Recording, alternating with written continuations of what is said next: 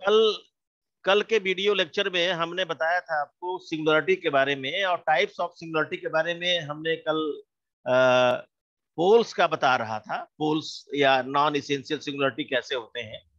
मैंने कहा था कि अगर किसी भी कोई भी एक फंक्शन ले लिया जाए एफ जेड, उसका z is equal to a isolated singularity है, तो उस फंक्शन को हम लॉरेंज एक्सपेंशन से दो पार्ट में एक्सपेंड कर सकते हैं। इसका फर्स्ट वाला पार्ट कहलाता है, वो कहलाता है आपका रेगुलर पार्ट, और सेकेंड वाला पार्ट कहलाता है, वो कहलाता है आपका प्रिंसिपल पार्ट। तो लॉरेंस एक्सपेंशन में जो फर्स्ट पार्ट होता है वो ascending powers of Z minus A होता है, और लॉरेंज एक्सपेंशन में जो सेकेंड पार्ट होता है वो आपका descending powers of Z minus A होता है।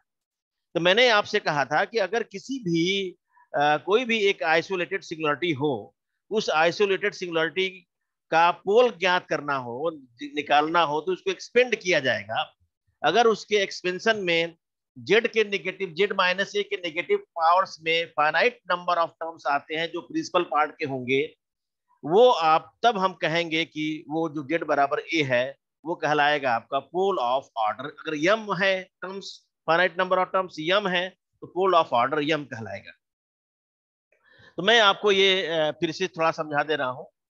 पोल या इसको कहते हैं non essential singularity.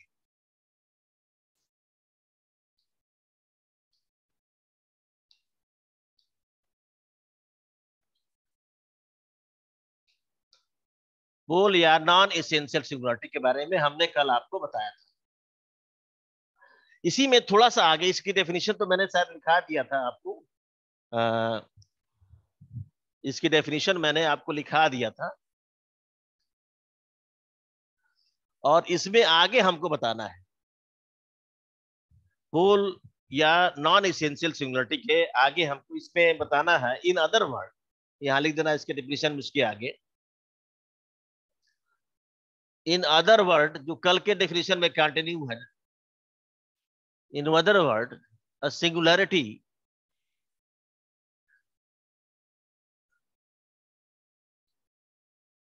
z is equal to a is called pole of fz of order m if limit z tending to a, z minus a to the power m of z is finite and non-zero. Finite and non zero, finite हो सकता है और non zero हो सकता है। कि singularity z minus a is called pole of f z of order m if limit z tending to a, z minus a to the power m f z, ये अगर फाइनाइट हो जाए, चाहे zero के बराबर ना हो, तो हम कहते हैं ये पोल ऑफ ऑर्डर एम है। बात समझ में आ रही है? Hello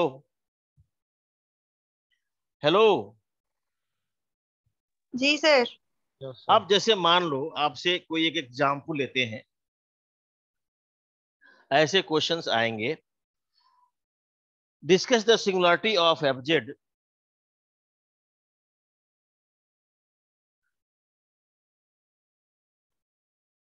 discuss the singularity of fz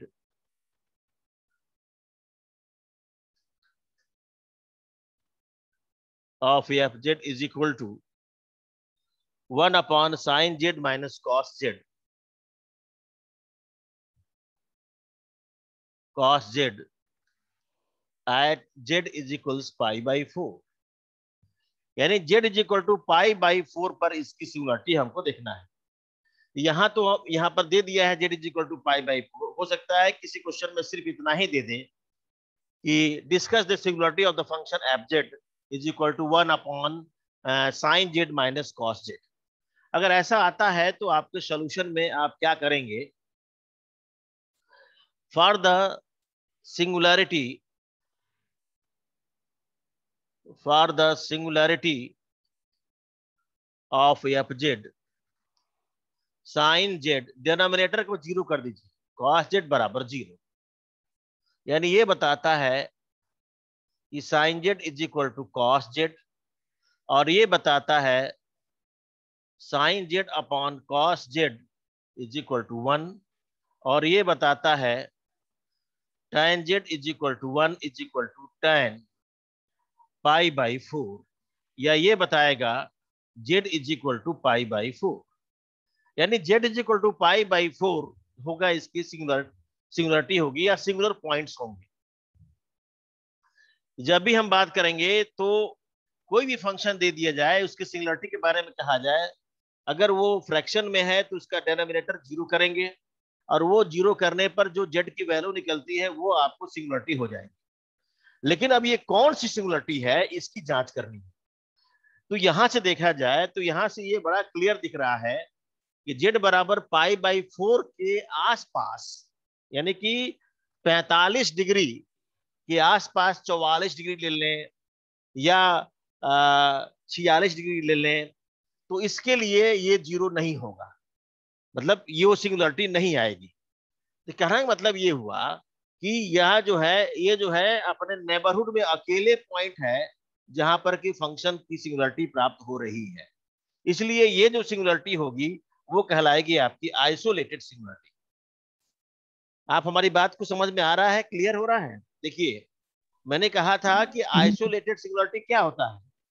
isolated singularity के लिए मैंने कहा था कि उसके नेबरहुड में कोई दूसरी सिंगुलरिटी ना मिले।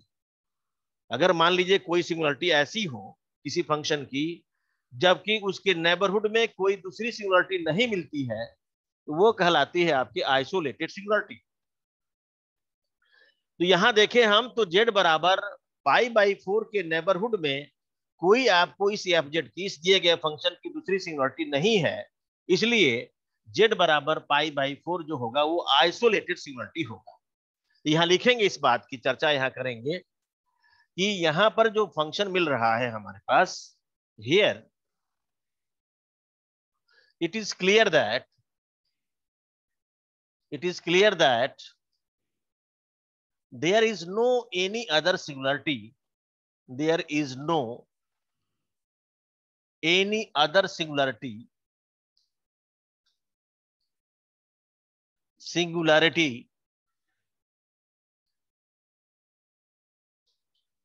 of fz in the neighborhood of, in the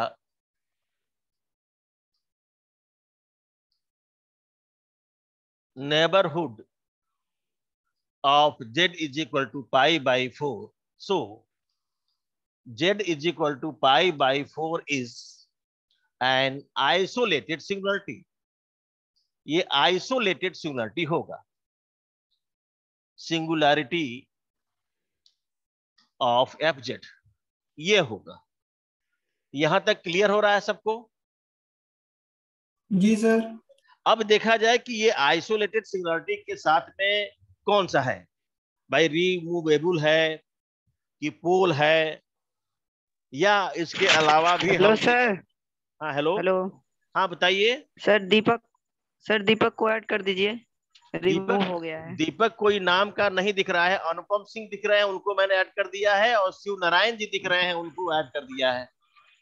दीपक नाम के कोई ओके नहीं सर। दिख रहे हैं बेटा, नहीं तो मैं ऐड कर देता। अगर कोई भी हमारे इनबॉक्स में दिखेगा कि वेटिंग बॉक्स में अगर दिखता है यहाँ पर ऑनलाइन क्लास जो चल रही है, इस ऑनलाइन क्लास के लिए कोई वेटिंग में दिखता है तो उसको मैं तुरंत ऐड कर दूंगा, इसके लिए परेशान ना हो।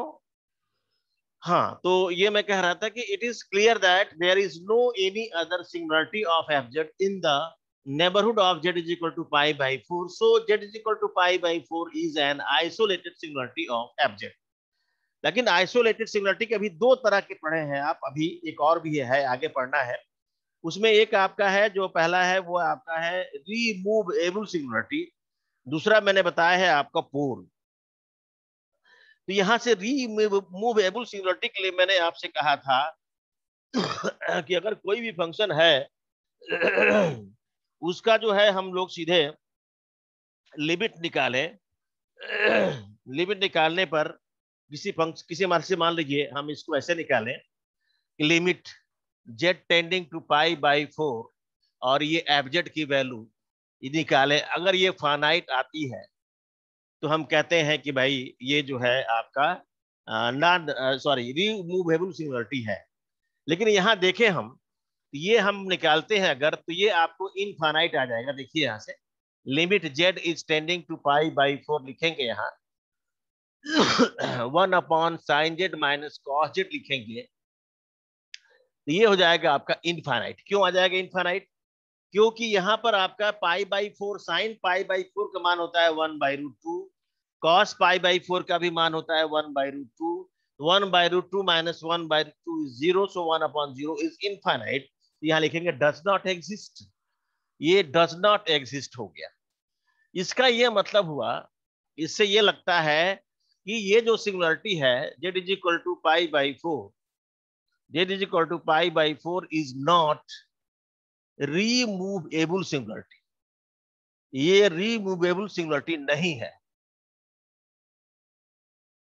सिंगुलरिटी ऑफ एफजेड ये तो नहीं है। ये तो बड़ा क्लियर हो गया। अब चलते हम बात करते हैं पोल वाला।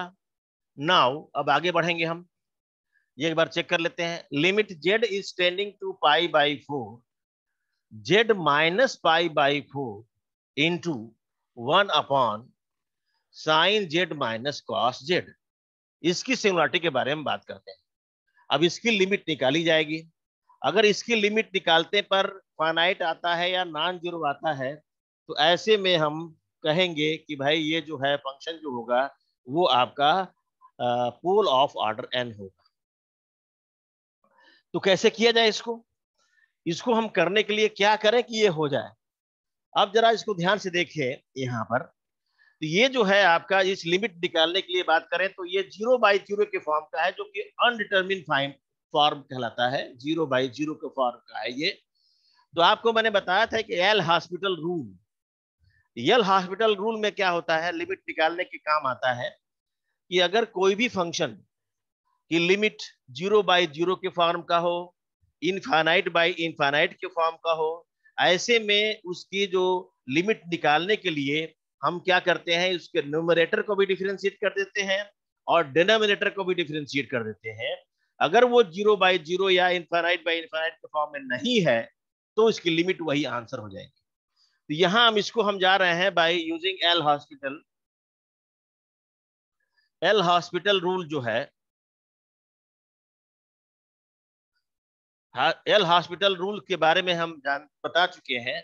ये हो जाएगा limit z is tending to pi by 4, इसका डिफरेंशिएशन करेंगे जेड माइनस पाई बाई 4 का तो 1 आएगा, और इसका डिफरेंशिएट करेंगे तो साइन जेड का आ जाएगा कॉस जेड, और कॉस जेड का आएगा माइनस साइन जेड, तो ये हो जाएगा प्लस साइन जेड। अब इसमें लिमिट भरें तो 1 अपॉन हो जाएगा कॉस पाई बाई 4 और प्लस यहाँ हो जाएगा साइन पाई बाई 4, या इसकी वैल्यू की बात करें हम निकालें, इसकी वैल्यू अपने आप आ जा रही है 1 अपॉन 1/√2 प्लस 1/√2, यानी ये आ जाएगा आपका 2/√2, यानी कि √2/2। यही इसका आ रहा है finite and non zero, finite and non zero हो रहा है। इसलिए ये बड़ा क्लियर है कि जो z बराबर पाई बाई 4 है वो आपका रिमूवल तो नहीं है, लेकिन पोल ऑफ ऑर्डर 1 कह सकते हैं इसको। यहाँ पर 1 है पावर, तो यहाँ पर कह सकते हैं पोल ऑफ ऑर्डर 1 है। अगर यहाँ 2 पावर हो से करते तो पोल ऑफ ऑर्डर 2 होता। यहाँ पर z माइनस पाई बाई 4 के पावर 3 होता अगर यहाँ फंक्शन के साथ में, तो ये कहलाता है आपका ऑर्डर 3 का। तो यहाँ लिखेंगे हेंस, यहाँ ऊपर मैं लिख दे रहा हूँ, hence z is equal to pi by 4, hence z is equal to pi by 4 is a pole of fz of order 1। ये पोल ऑफ ऑर्डर 1 कहलाता है, या इसको कहते हैं दैट इज सिंपल पोल भी कहते हैं। पोल ऑफ ऑर्डर 1 का नाम है सिंपल पोल भी कहते हैं, इसको सिंपल पोल, इसको सिंपल पोल भी कहते हैं। पोल ऑफ ऑर्डर 1 को हम सिंपल पोल भी कहते हैं। इसलिए आप जो है ये चीजें जो हम शब्द इस्तेमाल कर रहे हैं इसको ध्यान से दिमाग में रखेंगे, अपने मेमोरी रखेंगे, तो अगर किसी क्वेश्चन में सिंपल पोल शब्द आता है तो उसका अर्थ आप समझ जाएंगे कि भाई पोल ऑफ ऑर्डर 1 की बात वो कर रहे हैं। किसी क्वेश्चन में जब ये टर्मिनोलॉजी दिमाग में रहेगा तो क्वेश्चन पूछने वाले का आप आंसर आराम से दे सकते हो। तो ये मैंने आपको बताया कि अगर कोई भी फंक्शन है उसकी जांच करनी है कि whether this function has a singularity of the type either it is removable singularity or it is a pole of order something, so order m, order n, then you have to go through by this process and you will get the pole and classified form of the singularity. Now मैं अब आगे बढ़ता हूं मैं। Hello hello. जी sir. हाँ, yes sir. अब यहां से एक चाहे आपको एक मैं नोट लिखा देता हूं, एक नोट लिख ले, एक नोट आप लिख ले।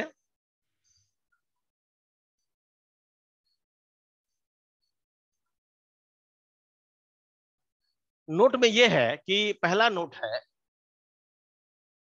if z is equal to a is a pole of order m, pole of order n, if, अच्छा ऐसे लिखिए, the z is equal to a is a pole of order n, then limit z tending to a, z minus a to the power n f z is finite and non-zero, is finite and non-zero.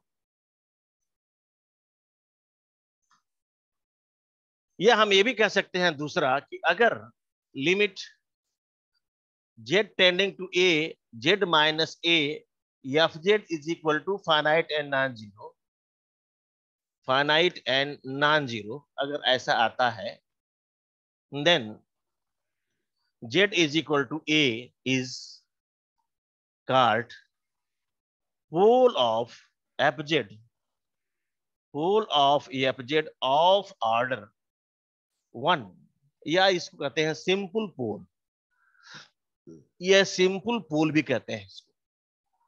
तो अब मुझे लगता है कि आपको हमारी बात clear हो गई होगी, क्यों?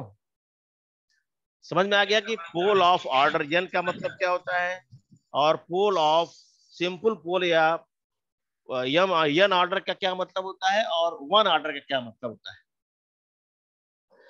अब हम बताने जा रहे हैं आपको नेक्स्ट सिंगुलरिटी, जिसका नाम है इसेंशियल सिंगुलरिटी।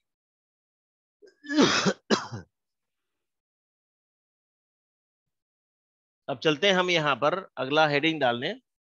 ये आपका तीसरे टाइप की सिंगुलरिटी है, वो है आपकी इसेंशियल सिंगुलरिटी।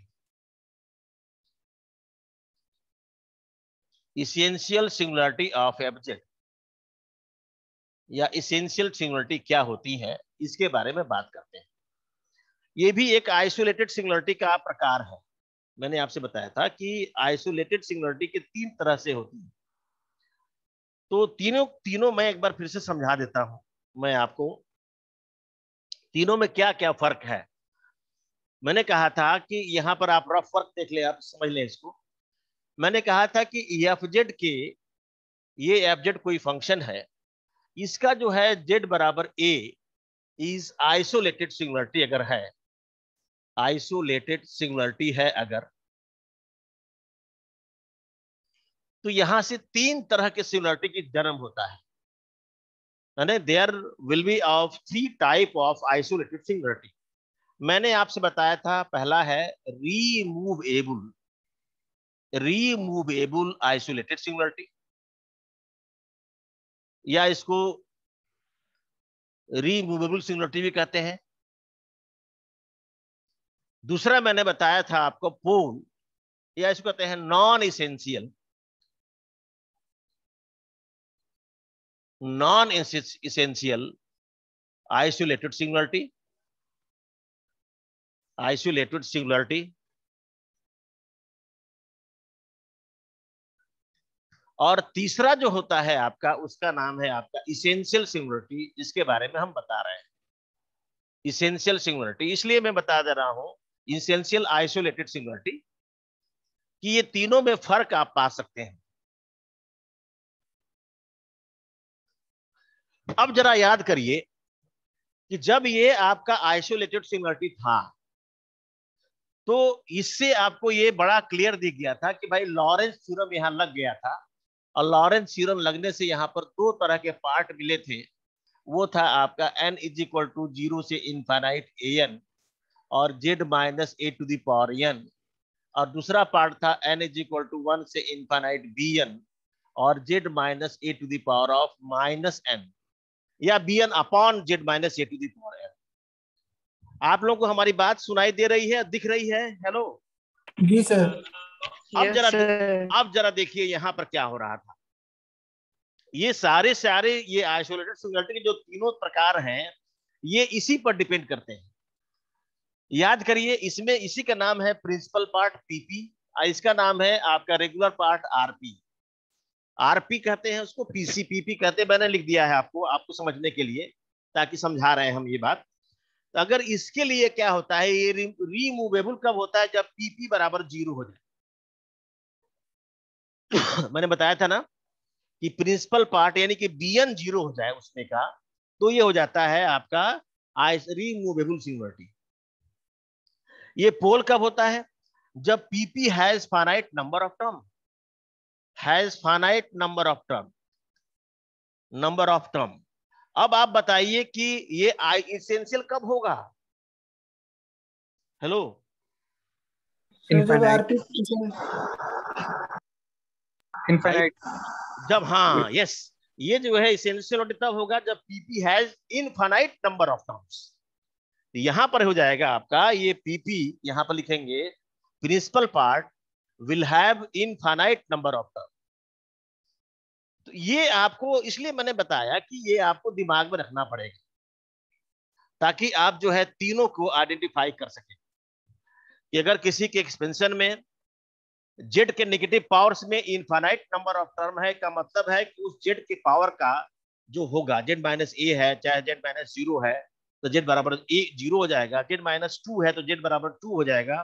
वो जो है आपका कहलाएगा इसेंशियल सिंगुलरिटी, अगर इनफाइनाइट नंबर ऑफ टर्म है तो। लेकिन अगर उसी का जो जेड के नेगेटिव पावर्स में, यानी जेड माइनस 2 मान लो चाहे जेड माइनस 0 मान लो, इसमें अगर फाइनाइट नंबर ऑफ टर्म है, गिने जा सकने वाले नेगेटिव पावर्स में, तो वो कहलाएगा आपका पोल ऑफ ऑर्डर दैट, जितने नंबर ऑफ टर्म्स हो। और जिसमें आपका ये प्रिंसिपल पार्ट 0 हो जाता है, तो वो कहलाता है आपका क्या चीज? रीमूवेबल सिंगुलरिटी। तो आई थिंक आपको हमारी बात समझ में आ रही होगी। हेलो चलिए अब आगे बढ़ते हैं। हमारा ये डेफिनेशन इसकी लिखते हैं इसेंशियल सिंगुलरिटी की। देखिए, अ singularity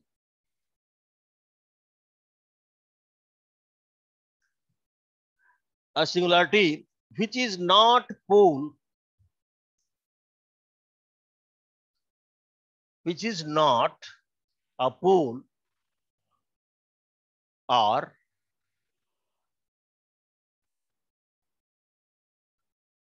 which is not a pole or removable singularity,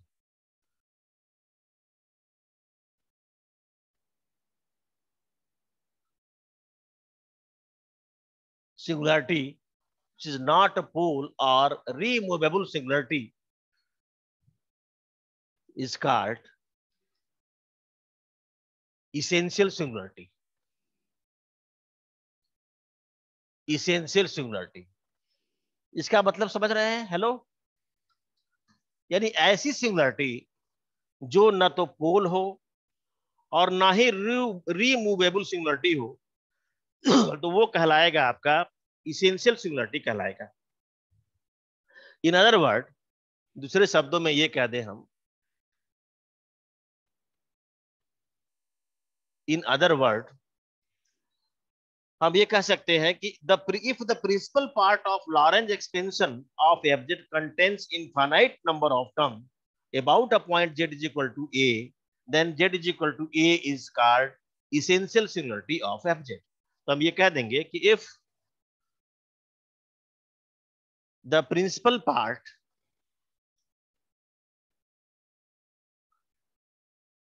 of Lorentz expansion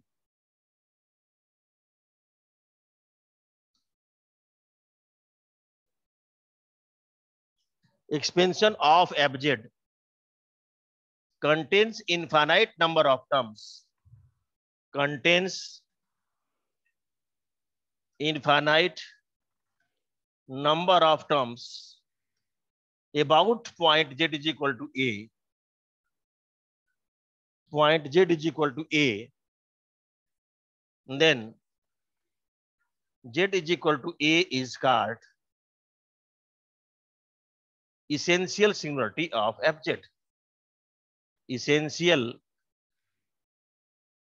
singularity of fz.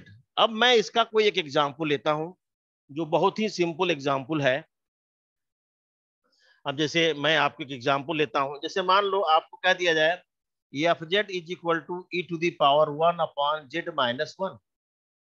Hello hello ji sir. Yes yes sir. आप जरा इसको एक्सपेंड करो, इसको एक्सपेंड करोगे तो क्या मिलेगा? ये मिलेगा 1 minus 1 upon z minus 1 plus 1 by factorial 2 z minus 1 का whole square and so on. ये नहीं मिलेगा?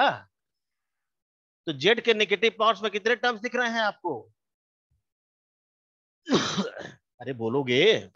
इनफाइनाइट। इनफाइनाइट। इसलिए हम कहेंगे here z is equal to 1 is an essential singularity of fz. Essential